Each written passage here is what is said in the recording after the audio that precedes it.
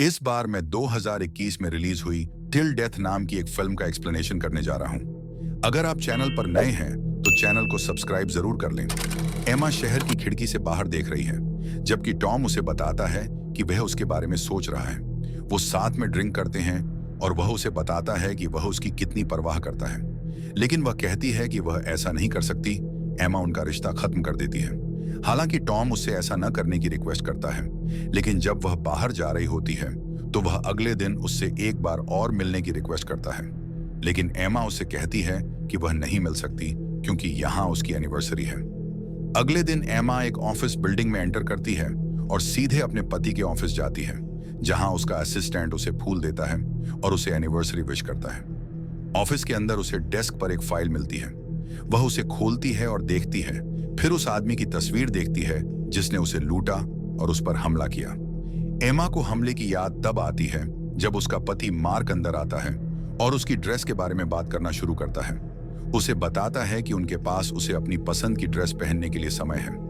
वह उसके हाथ में फोटो देखता है और उससे कहता है कि यह उसकी चिंता को और बढ़ा देगा। मार्क के पास उसकी फाइल है क्योंकि उसके हमलावर की पैरोल रद्द की जा रही है। वह उससे पूछती है कि क्या उसे डीए बनना याद आता है, बजाय एक वकील के जो उसके हमलावर जैसे लोगों को जेल से बाहर निकालता है। वह कहता है कि उसे पैसे पसंद हैं और फिर वो दोनों लिफ्ट लेते हैं। जब टॉम अगले बार उनके साथ आता है तो वो उस समय के बारे में बात करते हैं जब एमा और टॉम मिले थे, और सबकी एक अलग कहानी है। बाद में कपल अपनी एनिवर्सरी का डिनर करते हैं। भले ही एमा को मिठाई नहीं चाहिए, मार्क उसके लिए एक ऑर्डर करता है। वह उसे सिल्वर से बना एक हार देता है क्योंकि यह उनकी स्टील एनिवर्सरी है। दो लोग रेस्टोरेंट में सगाई करते हैं और वह कमेंट करता है कि एक समय पर वह लड़की की तरह खुश थी। एमा उसे अपना गिफ्ट देती है, सुपर बाउल टिकट की एक सेट, जिससे वह नफरत करता है। वह उसे हार पहनाता है और उसे शादी की एनिवर्सरी की विशेस देता है। एमा वॉशरूम में है जब वह अंदर लड़की को रोते हुए सुनती है। वह उससे कहती है कि भले ही उसने हाँ कहा हो, लेकिन इसका मतलब यह नहीं है कि वह उस लड़के से शादी करने के लिए बाउंड है। लड़की उसे डांटती है। फिर एमा उसे उसकी सगाई के लिए बधाई देती है। वो रेस्टोरेंट से बाहर निकलते हैं और वो ट्रेस सुपर बाउल टिकट को टिप के रूप में लेती है। जब वो बाहर निकलते हैं, मार्क उसे बताता है कि उसके पास उसके लिए एक और सरप्राइज है। बाद में वो कहीं गाड़ी चलाते हुए दिखाई देते हैं और एमा की आंखों पर पट्टी बंधी होती है। वह अपनी आंखों पर से पट्टी हटाना चाहती है, लेकिन वह उसे ऐसा करने नहीं देता। एमा परेशान हो जाती है और जैसे ही वो अपने झील के किनारे के घर पहुंचती है, जिसे उसने उनके लिए पहले से तैयार किया था, वह अपनी आंखों पर से पट्टी हटा लेती है। मार्क को लगता है कि वो वहां अपनी शादी को फिर से शुरू कर सकते हैं। एमा घर के अंदर है और वह अपनी आंखों पर से पट्टी हटाती है। शादी की बातों के साथ टेबल पर उसके लिए एक मैसेज है। वह घर के आसपास छोड़े गए सुरागों को फॉलो करती है और उनकी तस्वीरों वाले एक अंधेरे कमरे में पहुंचती है। उसके लिए एक रिकॉर्ड प्लेयर तैयार है जिसे वह बजा सकती है। जब वह म्यूजिक सुनती है तो वह हंसती है और मार्क को दूसरे फ्लोर पर ढूंढने जाती है। एमा अपने बेडरूम में शैंपेन के साथ उसका इंतजार करते हुए पाती है। मार्क एक अच्छा पति न होने के लिए माफी मांगता है। वह उसे बताता है कि यह एनिवर्सरी उनकी शादी को सुधारने की दिशा में सिर्फ एक शुरुआती कदम है। वो साथ सोते हैं। अगली सुबह एमा जागती है और देखती है कि कमरे में कितनी ठंड है। उसे जल्दी से पता चलता है कि मार्क ने खुद को उसके साथ बांध लिया है और वह इस बात से परेशान हो जाती है। वह पलट जाता है और खुद को मार डालता है। एमा उसे धक्का देती है और उसके साथ बिस्तर पर गिर जाती है। वह घबरा जाती है और चेन खींचने लगती है। कुछ देर बाद वह शांत हो जाती है और बॉडी को खींचकर लैंडलाइन पर ले जाती है, लेकिन वह ऑफलाइन होता है। एमा बंदूक देखती है और चेन से गोली चलाने की कोशिश करती है, लेकिन अंदर कोई और गोली नहीं होती, इसलिए वह उसे बिस्तर के नीचे गिरा देती है।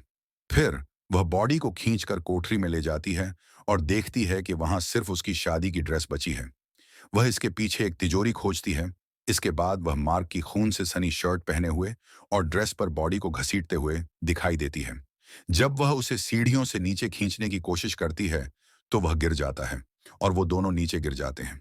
एमा किचन में पहुंचती है, लेकिन देखती है कि मार्क ने उसका फोन पानी में डुबो दिया है। वह फिर भी उसे चालू करने की कोशिश करती है। फेल होने पर एमा किचन में किसी तरह के ब्लेड की तलाश में जाती है, लेकिन कुछ नहीं पाती। वह कूड़ेदान को चेक करती है और मार्क की कार की चाबियां अंदर पाती है। इसके बाद वह उसके सारे कपड़े पहने हुए और बर्फ के बीच से बॉडी को कार तक घसीटते हुए दिखाई देती है। वह कार में बैठ जाती है और उसे स्टार्ट कर देती है। जब वह अपने हाथों को गर्म करने की कोशिश करती है तो कार कुछ पलों के लिए चलती है, लेकिन यह जल्दी ही बंद हो जाता है। मार्क ने कार से गैस भी निकाल ली है। रेडियो अभी भी चल रहा है और उसकी रिकॉर्डिंग आती है जिसमें वह उसे बता रहा है कि उसे टॉम के बारे में पता था। एमा बॉडी को वापस घर ले जाती है और उसके खून से अपना चेहरा धोती है। वह शीशे में हार देखती है जो उसने उसे दिया था और उसे खींचने की कोशिश करती है, लेकिन वह उसे खोल नहीं पाती। इसके बाद वह तहखाने को चेक करने जाती है। वहां भी कोई औजार नहीं है। एमा लाश को सीढ़ियों से ऊपर खींचती है, खुद को वहां से बाहर निकालने के लिए है। तहखाने से बाहर निकलते ही उसे अंधेरे कमरे में कुछ सुनाई देता है। अंदर की सभी तस्वीरें बदली हुई हैं। वो उसकी और टॉम की हैं, साथ ही हमले के बाद ली गई उसकी एक तस्वीर भी। एमा पलटती है और अपने हमलावर की एक बड़ी तस्वीर देखती है। वह रिकॉर्ड प्लेयर के पास जाती है और उसके बगल में रिकॉर्डर चलाती है। ये हमले के बाद शादी से पहले उसके पति द्वारा उसका इंट्रोडक्शन लेने की रिकॉर्डिंग है। एमा को हमले की याद आती है। अचानक उसे बाहर एक कार और किसी के दरवाजे पर आने की आवाज सुनाई देती है। एक दस्तक होती है और वह जल्दी से दरवाजा बंद कर देती है। टॉम सामने है। उसे बता रहा है कि उसे उसका मैसेज मिला है जिसमें उससे उसकी मदद करने के लिए कहा गया है। वह उसकी शर्ट पर खून देखता है और वह उसे बताती है कि उसने उसे मैसेज नहीं भेजा है। एमा दरवाजा खोलती है और बताती है कि क्या हुआ था। टॉम उसे बताता है कि मार्क का पूरा कैरियर आग की लपटों में जल रहा था। वह पूछता है कि क्या उसने पुलिस को बुलाया, फिर उसे वकील बनाने की कोशिश करता है, ये समझाते हुए कि पूरी चीज कैसी दिखती है। एमा उसे कहती है कि वह पुलिस को फोन करे क्योंकि वह अब बॉडी से बंधे रहना बर्दाश्त नहीं कर सकती। जब टॉम कार से अपना फोन लेने के लिए बाहर निकलता है तो वो दूसरी कार को आते हुए देखते हैं। वह सोचती है कि उन्हें भाग जाना चाहिए, लेकिन वह उससे कहता है कि वह इसे संभाल सकता है और बाहर निकल जाता है। उसे दरवाजा बंद करने के लिए कहता है। कार आती है और एक आदमी जिमी टॉम के पास आता है और कहता है कि वह टूटे हुए पाइप को ठीक करने आया है। टॉम उसे काम के लिए जो पैसे देगा वह देने की पेशकश करता है और काम करता है, लेकिन जिमी अंदर आने और टॉयलेट का यूज करने पर जोर देता है। जब टॉम नहीं मानता और उसे जाने के लिए कहता है तो एमा छिप जाती है और दूसरा आदमी कार से बाहर निकलता है। वह टॉम के पास आता है और उसे चाकू मार देता है। दूसरा आदमी बॉबी पहले घर में एंटर करता है और चारों ओर देखता है। एमा उसे अपना हमलावर पहचानती है। जिमी बहुत दुखी है कि बॉबी ने टॉम को मार डाला और अपनी आखिरी सांस लेते हुए उससे माफी मांगता है। वह बॉबी से जाने के लिए रिक्वेस्ट करता है, लेकिन वह अपने छोटे भाई को याद दिलाता है कि उन्हें पहले एमा को ढूंढना होगा। दोनों उसे खोजने निकल पड़ते हैं। बॉबी बेडरूम में गंदगी देखता है और तिजोरी ढूंढता है। जिमी घर में खून के निशान देखता है। एमा बॉडी को घसीटकर बोट शेड में ले जाती है, लेकिन जिमी वहां जाने वाले निशान को देख लेता है और उसका पीछा करता है। वह बॉडी को शेड के अंदर ले जाती है और उसे नाव का प्रोपेलर मिलता है। एमा मार्क का हाथ काट देती है ताकि खुद को उससे छुड़ा सके। जब जिमी शेड में एंटर करता है तो वह उसे देखने से पहले छिप जाती है। वह इधर उधर देखता है और जब वह बॉडी देखता है तो तुरंत अपने भाई को लेने के लिए घर की ओर भागता है। वो दोनों शेड में वापस आते हैं, लेकिन वहां केवल बॉडी ही पाते हैं। एमा नाव के नीचे छिपी हुई है और उनकी बातें सुनती है। बॉबी मार्क को पहचानता है कि वह वही व्यक्ति है जिसने उन्हें काम पर रखा था। वह जिमी से कहता है कि तिजोरी का कोड पाने के लिए उन्हें उसे ढूंढना होगा। वो चले जाते हैं और एमा अपने पैरों को ड्रेस के टुकड़ों से बांधती है, फिर नाव के लिए गैसोलीन ढूंढती है। दोनों भाई घर वापस आ जाते हैं।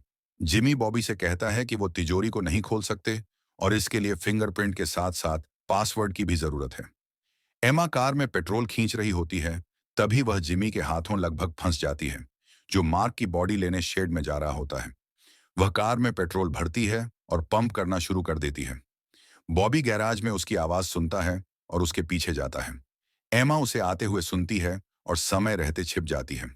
जब वह अंदर आता है तो उसे गैस मिल जाती है, लेकिन वह नहीं। एमा कार के नीचे से उसके कदमों की आवाज सुनती है और जब वह टायरों में हवा भरता है तो वह घर की ओर भागती है और जिमी के हाथों लगभग फिर से फंस जाती है। वह बेसमेंट में चली जाती है और बॉबी उसका पीछा करता है।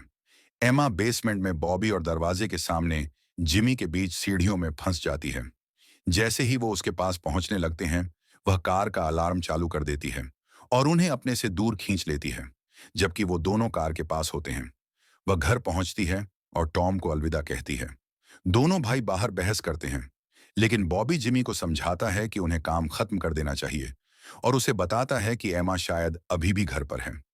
जब वो अंदर जाते हैं तो वो देखते हैं कि उसने टॉम का कोट और जूते ले लिए हैं। बॉबी ऊपर जाकर चेक करता है और जिमी पहली मंजिल पर रहता है। वहां पहुंचने पर बॉबी छत में शोर सुनता है और उसका पीछा करता है। उसे लगता है कि उसने एमा को ढूंढ लिया है।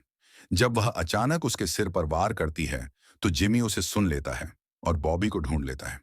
जब वह उसे भी मारती है और उसे एक कमरे में बंद कर देती है तो एमा बाहर टॉम की कार की ओर भागती है, लेकिन बॉबी उसके पास पहुंच जाता है। वह पुलिस को कॉल करने में सफल हो जाती है, लेकिन कॉल सिर्फ 1 सेकंड तक चलती है। बॉबी जिमी से कहता है कि वह बॉडी को ऊपर ले जाए और फिर एमा को बेहोश कर देता है। एमा फिर से मार्क से बंधी हुई जागती है। दोनों भाइयों ने तिजोरी तैयार कर ली है, लेकिन वह उन्हें बताती है कि उसे पासवर्ड नहीं पता है। बॉबी एमा को नीचे गिराता है और उसे बताता है कि पासवर्ड वह दिन है जिस दिन मार्क ने उसे प्रपोज किया था। वह उसे तारीख नहीं बताना चाहती क्योंकि उसे लगता है कि वह उसके तुरंत बाद उसे मार देगा।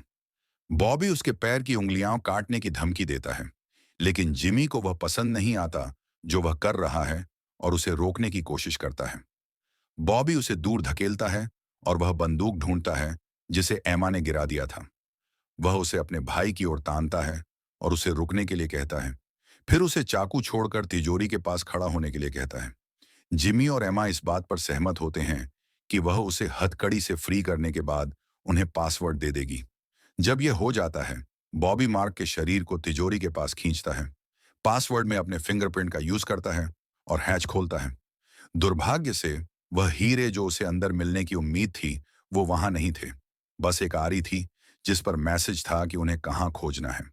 उन्हें पता चलता है कि हीरे एमा के हार में हैं। जिमी इसे खोलने की कोशिश करता है, लेकिन बॉबी जल्दी उसका सिर काटकर हार लेना चाहता है। वह बंदूक लेता है और जिमी को गिरा देता है, लेकिन जब वह एमा को गोली मारने की कोशिश करता है तो उसे पता चलता है कि अंदर कोई गोली नहीं है।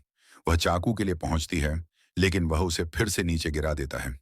जिमी उसे रोकने की कोशिश करता है और दोनों के बीच हाथापाई होती है, जब तक कि बॉबी अपने भाई को कोट हैंगर पर धकेल नहीं देता, जिससे उसकी मौत हो जाती है। वह गुस्सा हो जाता है और एमा के पीछे पड़ जाता है, उसे बताता है कि सब कुछ उसकी गलती है। वो लड़ते हैं और वह उसके पैर में छुरा घोंप देता है। जब वह उसे फिर से छुरा घोंपने जाता है तो वह उसे चकमा देती है, एक भारी औजार पकड़ती है और उससे उसे मारती है। वह भाग जाती है और बॉबी फिर से उसके पीछे जाता है, लेकिन इस बार वह मार्क को बांध कर रखता है। बॉबी सीढ़ियों से नीचे गिर जाता है और वह कार में भाग जाती है। आखिर कार स्टार्ट हो जाती है और वह बॉडी के ऊपर से गुजरती है, फिर दूसरी कारों से टकराती है। जब वह कारों को धक्का नहीं दे पाती है तो वह वापस गैरेज में जाती है और बॉबी को कुचल देती है। वह कार पर कंट्रोल खो देती है और बोट शेड से टकरा जाती है। वह उसके पीछे जाता है और उसे बर्फ पर घसीटते हुए पाता है। बॉबी मार्क के शरीर को अपने साथ खींचता है, लेकिन फिर भी उसे पकड़ने में कामयाब हो जाता है। वो फिर से लड़ते हैं और वह उसे छुरा घोंप देती है। जब बर्फ टूटती है और वो सभी बर्फीले पानी में गिर जाते हैं तो एमा उसके कंधे से चाकू निकाल लेती है। आखिरकार उसकी पकड़ से छूट जाती है। वह तैरकर ऊपर आती है, लेकिन बर्फ को तोड़ नहीं पाती। अचानक वह नीचे से बर्फ पर वार करती है और बाहर निकलने में सफल हो जाती है। जैसे ही वह बर्फ पर लेटी होती है, वह अपनी अंगूठी उतारकर पानी में फेंक देती है। अंत में एमा को दूर से पुलिस का अलार्म सुनाई देता है और फिल्म यहीं पर खत्म हो जाती है।